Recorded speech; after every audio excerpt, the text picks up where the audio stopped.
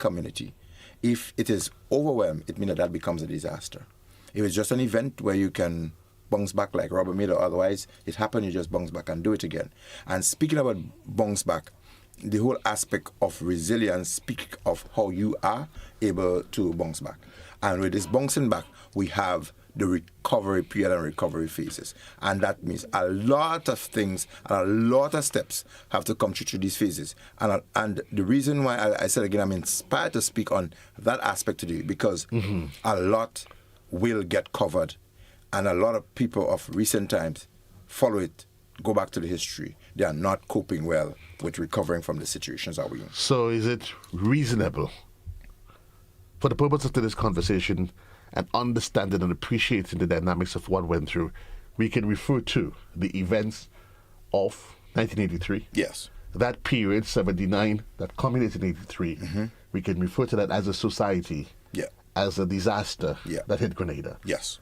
Okay. Because Grenada's ability was totally overwhelmed, in a sense. So we have the human cause, and then we had the naturally caused one. We had the Ivan event. Right. And then we had a situation where the 1983 situation, we had to have regional and international intervention, or was it invasion, to be able to assist.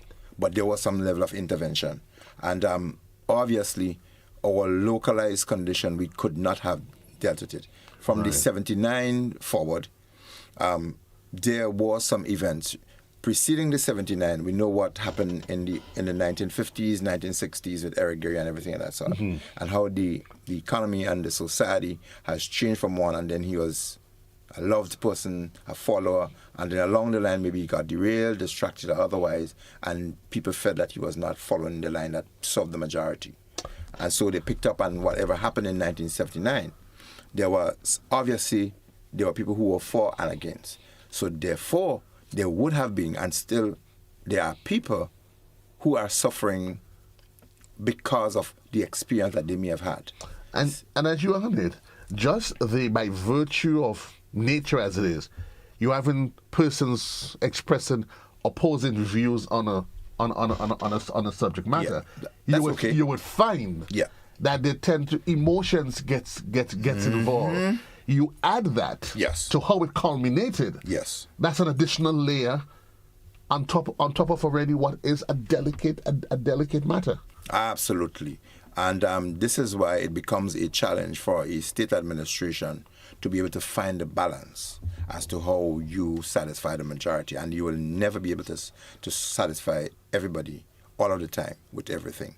And I don't envy anybody who is in those positions to be able to make that decision, because the criticisms will come, they will come for and against. You'll have contribution towards and you'll have criticism against. So it's a situation that you have to navigate, and hopefully you hope to find the best way that would satisfy the majority. And I like to say, you must seek the divine inspiration and intervention to guide your process. And whether you are a Christian, a Muslim, or Hindu, or otherwise, I mentioned it when I was speaking to the youngsters on the program I mentioned last time at Tam Sisi lecturing.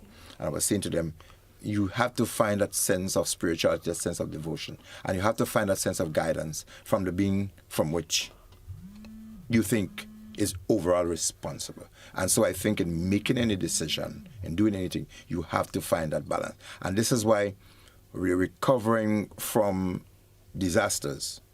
We have to be able to help our people to reel through it. As we spoke, October 19, I related to some people, and they do have very traumatizing experience of the October 19 event. And as I spoke to others, as we lead into October 25th, you see, we have the Heroes' Day, the celebration of, we had a situation where people were placed under house arrest. We had an uncertain future as to where we were going to go, what was going to happen, how many other persons were going to be killed, or whether or not what was the next day was going to happen. And for 1 week, there was this level of uncertainty, anxiety, and everything was happening. Is there a phase process to recovery? Yeah. There's a phase and there's a stage. Hopefully, when in the next segment we could break that down a little bit and delve into it. But I don't want us to lose, as you mentioned, other one. I want us to put the connection with the massive or the bigger events we've had, with the ones that we're having that are naturally impacting us. So people tend to believe when you hear about disasters, they're man-made and natural and otherwise. And we tend to lose the sense that when we have an insurrection, an uprising, a revolution, a riot or otherwise, the impact that it would have on people, we underplay those. And let me just interject here right now that after Hurricane Beryl impacted our state, Trial, we've had the best, in my opinion, intervention of social work. I commended the social department and ministry and so forth and those responsible. That was really cool. It's the greatest intervention, response, and quick that I've seen. But we did not see that. Maybe we were not so informed. We didn't have maybe that amount of resources to include human and the capacity, intellectual capacity to deal with it. Maybe we had not built so much, but over the years we've built and we're building on it so that we can have more people who could make those social and psychosocial intervention when things do happen. Is it normal? Would you see it as being normal that 40 years on, okay, we're speaking to the nation. This is not just about you and I. Right. We're speaking to the nation, and there's some persons, for example, they were advocates for the Heroes Day. Right. That would the 19th. Yes. And there are those who figure that the 25th was the most important element of it all. And that's exactly one of the reasons why I said I didn't want my shoe to be in anybody's my feet to be in anybody's shoe to make that decision, because you will have, and therefore the authority has to be able to either bite the bullet or otherwise. Hopefully, the decision that you're making will benefit or satisfy the majority. Is it still natural or reasonable enough that 40 years on, Sylvan, that there are individuals out there who might still be torn, shattered, and may not have even having a sense of a semblance to have processed how they survived that period and where they are? That sense of uncertainty, it still lingers with many people. Yeah, and again, there's so many reasons we have that this conversation is very current, because and it has to, just need to happen as we speak, and the conversation go around in various quarters where the Heroes Day was announced the first time, and they know amplified music and being a solemn day and everything recognized, and no celebratory mood and so on. And that's a very welcome gesture, because too long we've gone to the part where we allow things to just slide without showing, especially national recognition for things that happen. And sometimes we don't recognize days and things and events to us, and we are not empathetic to the feelings of a lot of others. And so in my personal conversation with people, there are people who say that both days bring mixed feelings. There are one group of persons for the October 19th, and there are another for October 25th. And we, Grenada, has to strike the balance between both of them, because as recently as the last couple of days, there are people who wish that there was never an October 19th. And there are people who saying, thank God there was an October 19th. And there were probably those who wishing that period in history never occurred point blank. Yeah, and it happened. And if it happened, it means that we have to have some recognition, and our children, grandchildren, and everybody else need to know about it. And then there are others who are saying that there should have never been an October 25th, that the people who invaded or came in here, they had no place in intervening in our sovereignty, and they had to have left us to settle our things for ourselves. Do you think that there's a real trend of thought? I can tell you, yes, there are people who think that way. And that's natural. It very is. That's human. Folks, for those of you, we want to say welcome to those of you that's joining us via social media. Certainly, as you can well appreciate, we were trying to get a sense of an appreciation, and just so that you could make sense of the conversation as we talk. We have established that the period of 1983 from 79 to 83, we refer to that as a disaster that took place in our history and time. And the question is, how do we navigate? Yeah. Can we? Yeah. What are the obstacles? Yes. And while 40 years on, there still seem to be a lot more questions and answers. Some person that you said, he was there, but in the 19th or whatever, and there were those, for example, the immediate families. Yes. They would say to you, there's still no sense of release, reprieve, because some may say we still don't know what happens to our brothers, our sisters. I mean, just recently I was hearing some stories of what may or may not have transpired on the fort. Yeah. And I'm like, you start thinking 40 years on, are we ever going to get the truth? Again, everybody just seems to have, for some people, it's almost like a fairy tale. But do we really need the truth? There are some people who would say it's better not to know some things, and this is why, JC, we want to join the conversation of recovering through traumatic and disaster period. But we're not just saying trauma; we're saying a disaster because a disaster is just beyond a trauma, and this is why we want to be able to not lose the natural events that impacted us, and we also want to make sure before this program ends that we highlight and we give the pointers as to the process of navigating and managing through those crises. How the people from 1979, 1983 are dealing with this situation. What do we have as a system of walking individuals and groups through this period? And how have we managed the 1955, the 2004, 2005, and now the 2024 event of Beryl? We do have recovery periods, and a lot of people are not doing well.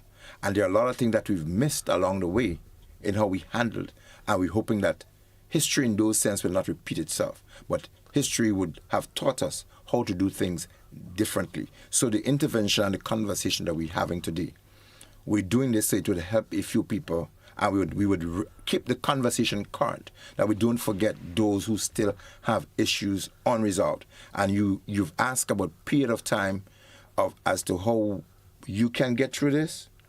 What do we do then? I am going through that period of recovering, and people have been saying to me, because I have not known it myself despite my fields of learning and experience. People would say to me, Mr. McIntyre, there are different beats that you would go through based on what you've gone through in your life. And I've seen it. And last week or the week before, I mentioned how I felt and how I continue to feel. And they say time is the healer, but how much time do you need? Because as I said, as we established when we started the program, there are things that will last you for a lifetime. The important point here is what we do to be able to help it to be there, as we know the inevitable, for the lifetime, for as long. But how can we coexist? How can we manage? How can we navigate? How can we live through it? And how can we survive and be normal? And as such, we should not in any way think less of an individual who would say to us in conversation, 40 years on, this is my position. No, we can't be vexed with anybody for that. You spoke about it many times. It is only human, and this is why the road we walk, how we tread, we have to be mindful of it, because you may be surprised that aspect of this conversation that we're having now, it is bringing certain feelings to some people, and the conversation that we're having now is providing some support to some people and saying to them, listen, what you're going through, you are only human. Is it still natural not the issue of remembering, but still be angry? Yes, it is. Even the scripture speaks about you could be angry and you should say not over it, because it is expected that your human nature will cause you to be angry. But 40 years on, 180 years on, you are still very likely to be angry, because unless you're terrestrial or otherwise, this human flesh and blood that you have, anger is part of your construct. So let me ask you a question there, for Gabriel. We have to take a break. Anger is a natural human response. Of course it is. And people might be surprised how important the importance of anger, the role that it plays, yes, in your ability to be able to exhale, It's when it's uncontrollable and it manifests itself in some to unseemly way. Yes. Yes? Yes. But what should be 40 years on? Let's assume that we're angry. We're angry because the 19th happened. Yeah. We're angry because the 25th happened. Right. And 40 years on is still unresolved. But we're seeking healing. Here we are. What should be our first course of action on either side of the fence? Yeah. So it is also normal, especially for the people who tend to be macho, who say I am a man, to seek healing. And there are people who need healing and are sick and they're not aware. And this is why people like the psychologists and other people exist, to be able to say what you're relating to me as the symptoms, this is how you can deal with it. What I am seeing as the signs that you're going through, this is how you can deal with it. And this is what you're going through. When you express yourself, the doctor says to you, this is what is being diagnosed. And those are called your symptoms.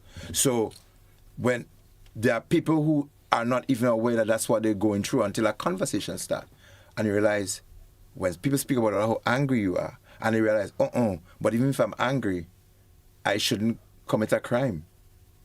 It is a process that I must go through. But our society then, corporate or otherwise, Grenada, religious or otherwise, community construct or otherwise, we must be able to not forget the events and not forget the people. Ask me about the people who were called the PRA, the militias and otherwise. I am happy that there's a movement for helping these people. Yes. But because there were a lot of them who were properly, fully employed, they were trained people, they were part of a national defense system, then it was disbanded and they were left forgotten because a new era has stepped in. And we seem to leave these people by the wayside. But the movement of no soldier will be left behind currently, which include the PRA, that is a noble initiative. We want that to continue to look at all facets of our society. When there are traumatic events, when there are disasters, that our system is so designed to absorb and to find out where these people live and what support we are giving them otherwise, whether it is tangible or whether we are speaking through them through some activities, we're getting them to be active, to be part of society in some way. That is a process of going through. And when we are able to say to them, JC, that the way you feel is normal because you're a human being, the anger that you feel is the opposite of the joy that you will have because you're also human. So those who are happy about the event, that's normal. And those who are sad or angry about it, that is also normal. So we have to say to the people who are happy about the event that you don't make it offensive to those who are not. Because you could be happy and you jeer at me. And I might feel so angry about the situation that you laughing over a situation, you seem to be happy over something I'm suffering. We have to be able to respect those who find a way of rejoicing and those who find, man, I can't deal with this because I don't like what those people did to me. The healing, the journey is on. As we continue to reflect on the events that happened 40 years ago, as we come off the Thanksgiving, not Thanksgiving, that is Heroes Day, the events of 1983, October 19th. We take a quick commercial break. When we come back, we're going to open up the lines. We will try to entertain some of your calls, questions, and concerns. Of course, encouraging one when you call, to reminding you that we conduct the conversation via the telephone and be as brief, succinct as you can as you try to entertain as much callers as possible. To the point for today, Monday, the 21st.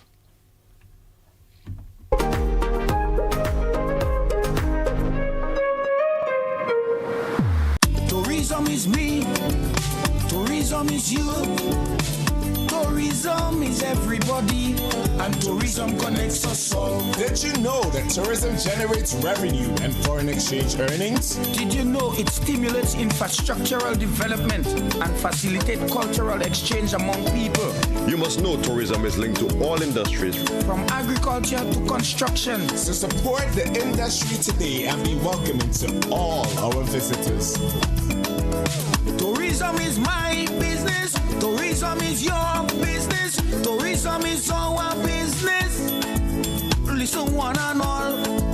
tourism connects us all. A message from the Ministry of Tourism And the Grenada Tourism Authority. You're invited to attend an important community meeting to discover all the exciting details about Project 500 on Wednesday, October 23rd at 5 p.m. Join us at the Housing Authority of Grenada's Dunfermline site and engage directly with the team behind the project. This is your chance to ask questions and learn how you, your family, and the community can benefit from this incredible housing opportunity. Your voice matters. Let's shape the future of affordable housing together. Don't miss the Project 500 community meeting on October 23rd. A bottle for every occasion. Clark's Court offers a range of white, dark, flavored, and specialty rums. Grenada Distillers Limited, makers of Clark's Court, Grenada's #1 rum. Proud partner of the 18th annual Hubbard's Legends in Concert. Saturday, October 26th, Grenada Trade Center, 7:30 p.m.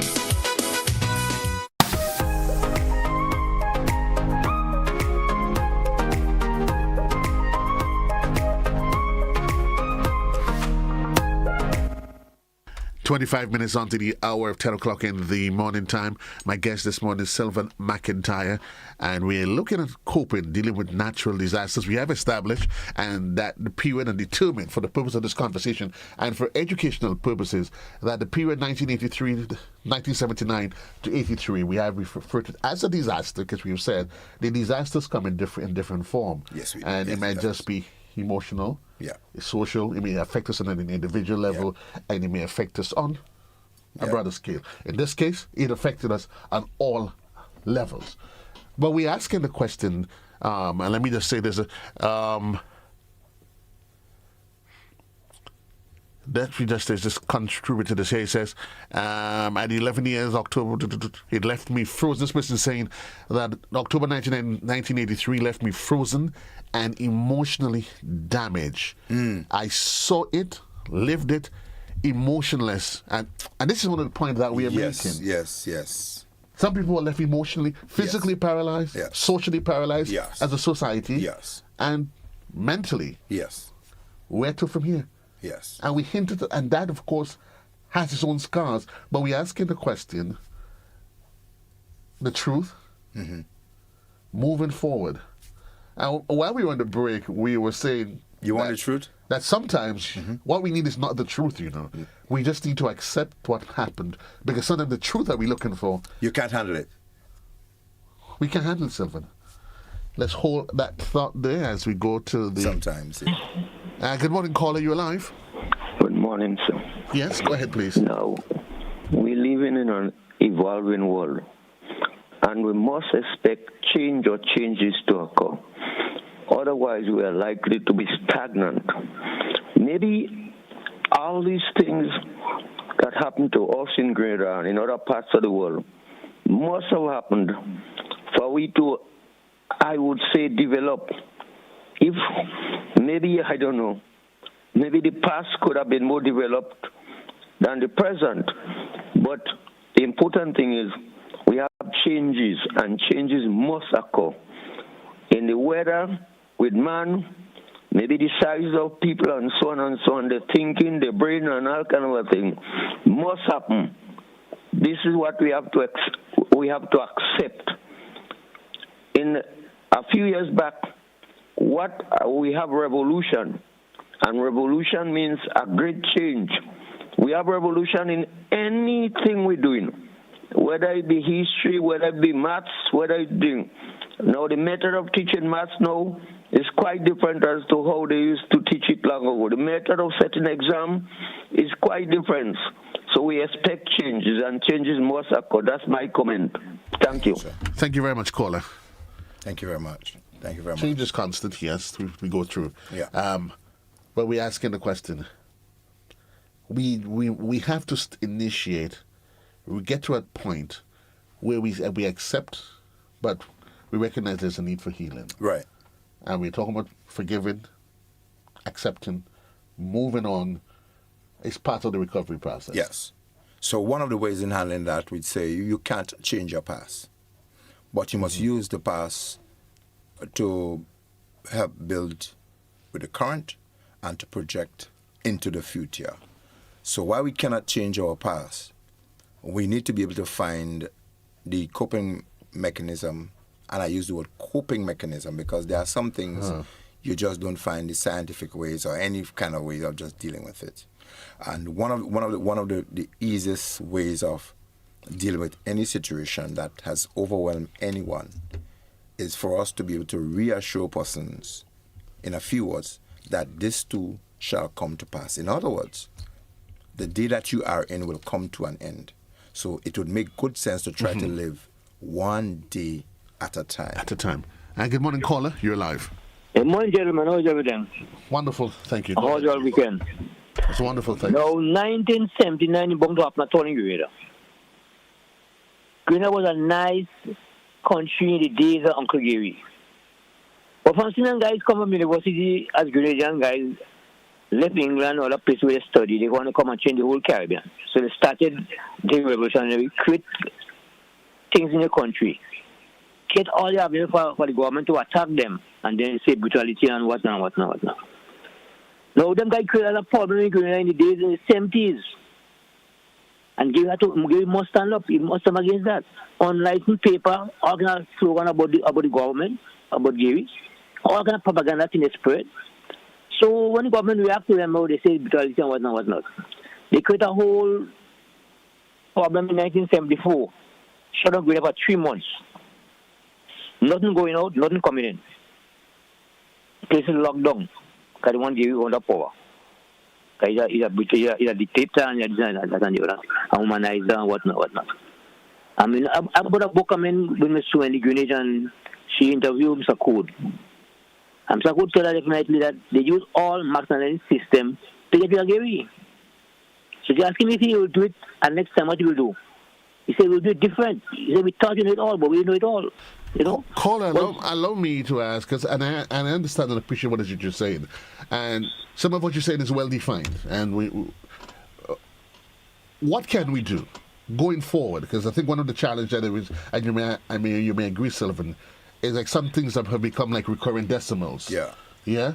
What can we do, sir, if you mind me asking you, what can we do 40 years on to assist each other as a nation to move beyond that point? What would you give me at least one suggestion? Suggestion? The problem what we go through, Bossman, will always continue. Because you have division from the beginning, it will be the ending. It goes 50-50 division. Some go again and some before. And history, I think you can't forget in your head. History, I think you can't forget what happened in the past. So I'm since you're a little kid, you know all what you were doing in the past. They stay in your brains. Okay. The first computer is mankind. I mean, a new man can't forget. The man will forget nothing to do with the past. Some will like and some will dislike. And negative and positive make life. Okay. Thanks a lot, caller. He's a certain. Yeah. This is the last cause. We done hell's path. Right. And he has his angle, which is also respected. And there are others who would not support his ideology. But what we've seen in the recent time, I listened to the Prime Minister's remarks yesterday, and Prime Minister is wanting to recognize some of the things and places that, in his opinion and within his administrations, that needed to be nationally recognized. In terms of placing monuments, we had monuments and sites at the Maurice Bishop International Area and so forth. We had the Cubans, I think there's and Americans. I don't know if there's the Grenadians, the Grenadian Memorial down there as well, because lots of Grenadians died. And on Fort George, which was one time Fort Rupert and all of that, whether or not we did well in preserving that aspect of the history. And then you may have two sides of it then. Do a lot of people want to remember up there as a memorial? And what is it bringing back to some people? And so the challenge is really, what decision do you make? Although decisions have been made in terms of what should be done. But you will still find people who don't want to remember where it happened, when it happened. And there are others who want to be able to go back. And there are others who have nothing to do with the era, like our children or grandchildren, etc., but they would want to know the history.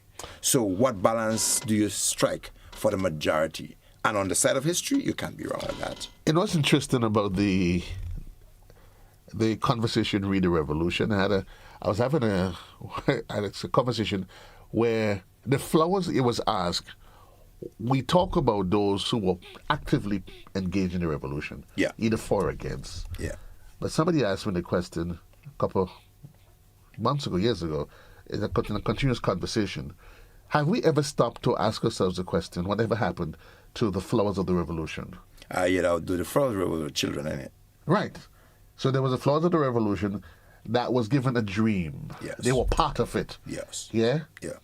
And all of a sudden, that dream was snatched away from them. Yeah. These are now the individuals now that in their late 40s, early 50s, living. Yeah. And some are saying they are still trying to cope. And whether or not any conversation was had regarding, we talk about the older ones, we talk about the leaders, the politicians. What happened to the flowers of the revolution? Did we ever stop to ask ourselves, what happened to them and how is it they're coping in society as it is? But let's go to the The telephone flowers line have since now. become fruits, and some of them have been utilized. They've been utilized. Good morning, caller. You alive? Good morning, gentlemen. Good morning. I beg to strongly differ in terms of your definition. Before you continue, sir, is it possible you can turn down the device in the background and carry the conversation via the telephone? Sure. Okay, so that is done. Thank you. So I'm saying I beg to strongly differ with your definition of disaster in terms of 79 to 83. That period was not a disaster. The disaster was 74 to 79. 79 to 83 was a glorious period in Grenada's history where we saw real development taking place at a rapid pace. We had agro-industries. We used to export agro-processing, agro products, for example, the nectars and so on. So, I mean, I fail to see your analysis of disaster and trying to compare that period 79 to 83 as a disaster. And that last caller, talked about everything being nice under Uncle Gary. How could things be nice when there was no freedom? You had to pay $20,000 in order to print a newspaper. Students going home at night because they were opposed to Garyism were beaten by the Mongoose gang. I could name a few of them. How could that be glorious? How could that be nice? Gentlemen, every time I think of it, I get upset. So I would leave my case right here. That's exactly. Thank you very much. That's exactly the point and the reason for this program, JC. We just bring out the issue, the reality of the conversation which we had, because we've just had just two callers on opposing sides. Opposing spectrums. And the gentleman really brought out that he's angry. He would be angry. And the other one was kind of a glorious because X, Y, and Z. And the truth is, emotions as it is can be, the way people react, it can be misleading. Yes. So you may think it's the person that gets hyped. Right. That is angry. Right. Some people, they bury their emotions, and because of the hurt, the anger, yes, they try their best not to, because they tell themselves, if I remove the cap, it becomes a Pandora's box. Yes. Let's take this other caller. Good morning, caller. You're alive. Good morning. Good morning, caller. Go ahead, please. Okay. In reference to what the last caller said, the glorious period of the revolution, there are those of us who went through hell during this period. There are those of us family that were imprisoned because of, they call them counter-revolutionaries. So this glorious thing everybody's talking about, we're looking at things different. The same thing, the revolution happened, and it affected us differently. It affected us, and the truth, what is the truth of the revolution? We'll never know the truth. What really happened? Everybody giving their side. Everyone is giving their side, but what is the truth? We'll never know. We'll never know all those that was affected. We'll never know all those that went through hell. We'll never know. Only talking about the glorious, it wasn't a glorious period for me and my family, and I'm sure that a lot of people could say it wasn't a glorious period.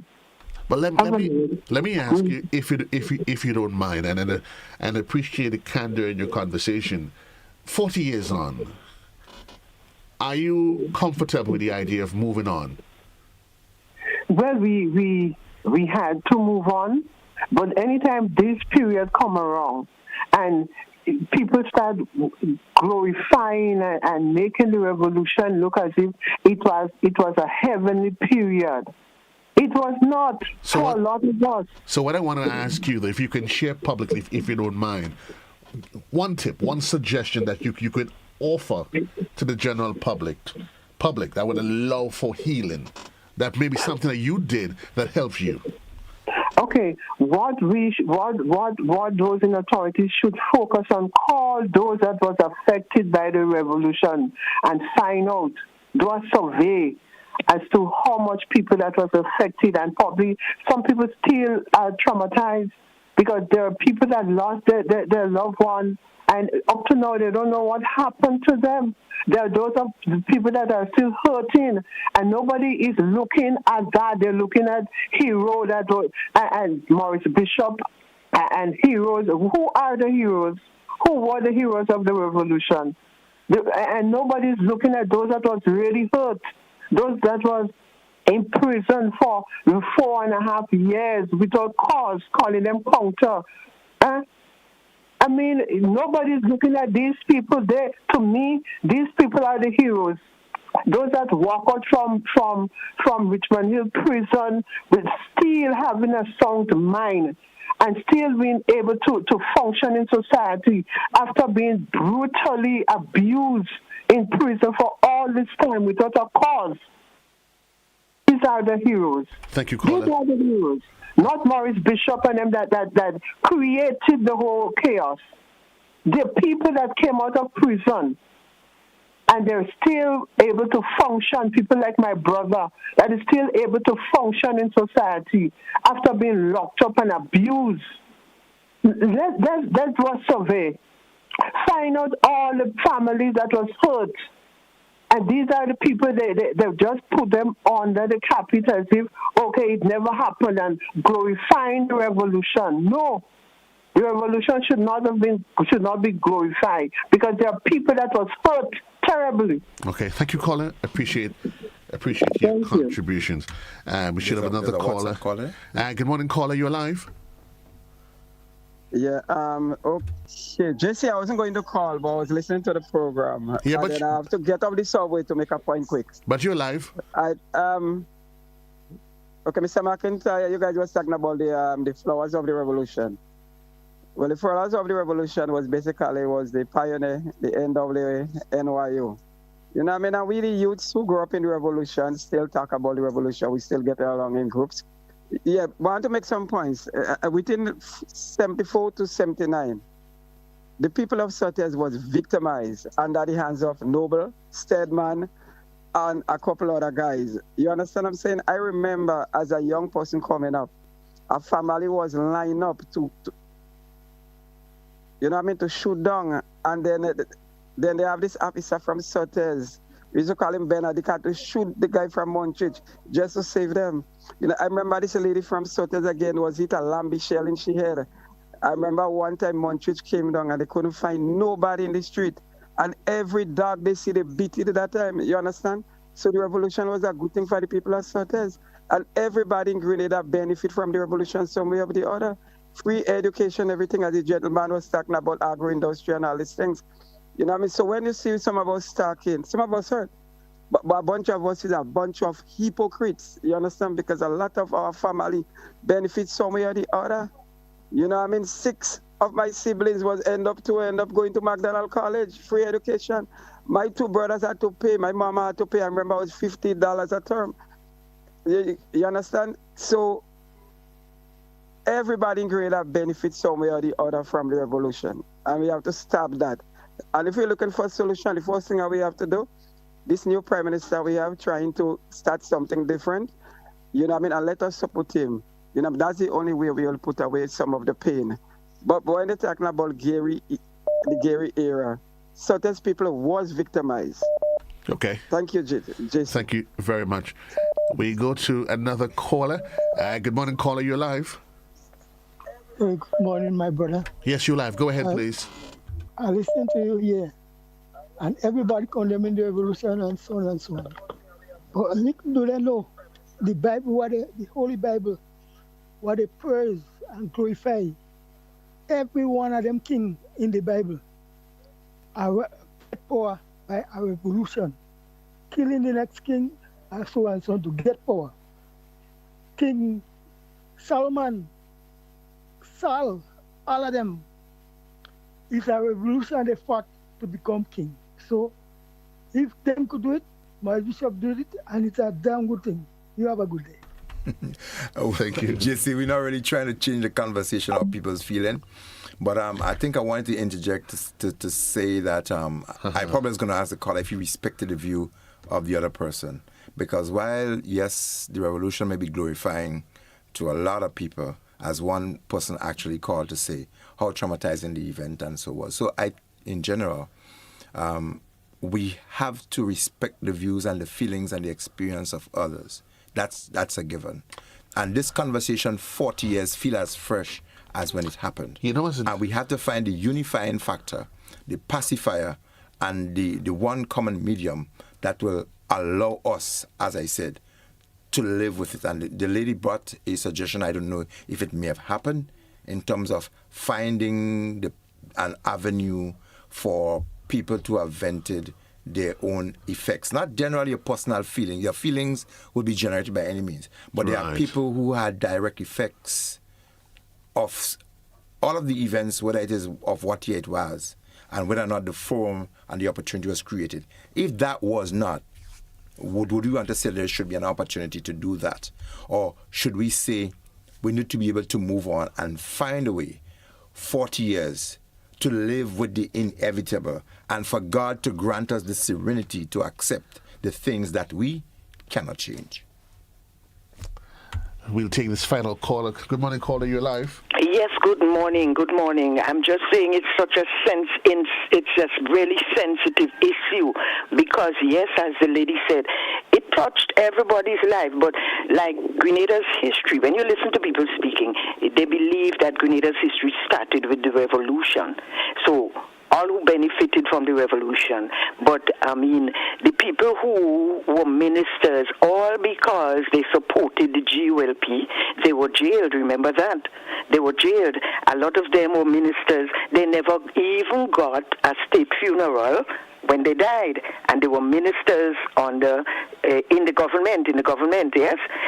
So it is a very sensitive issue because a lot of families had to leave Grenada as a result of the revolution. Those who stayed, well, you know, if you can fight, maybe you join me. But what the point I want to make is that we must not lose sight of the revolution was illegal. It was an illegal move to overthrow a legal government. Yes? So whether we like it or not, whether we like it, that is the truth. That is the fact. The revolution will always be an illegal move to overthrow a legal government. So legal governments know in Grenada must be careful how they glorify the revolution. Thank you for your time. Thank you very much, caller. And if the lines remain open from now until eternity, you would get the conversation will continue as rich and as ripe as ever. Sylvan, we've exhausted the hour, and we did say we knew an hour was not going to do full justice, but either way, as you said, it needs to be a continuous conversation. Yeah. What should be each and every one of us' position?